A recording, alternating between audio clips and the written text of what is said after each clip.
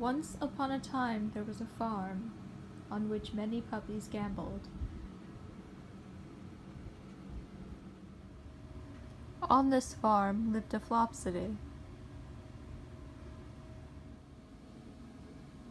He had a special quality about him, one that made you kind of wonder what it was that made him so interesting.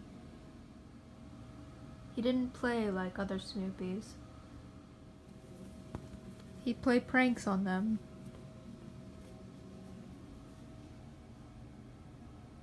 And send them funny gifts. He even attempted to create a reality TV show out of their family life, which they did not appreciate. Aflobbcity set about creating a life for himself.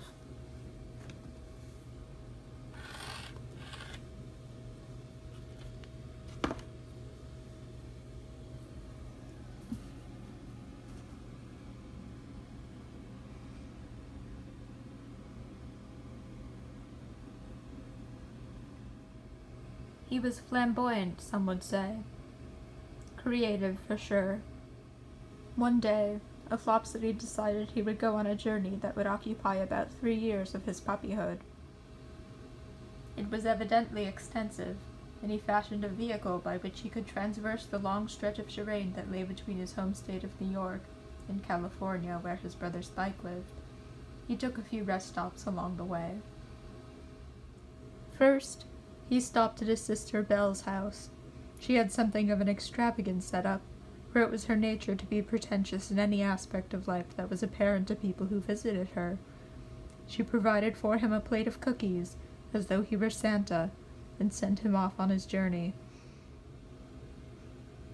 Next, he stopped at Andy's and Marble's apartment in Arizona. They too offered him food and housed him for 3 days before sending him back on his journey.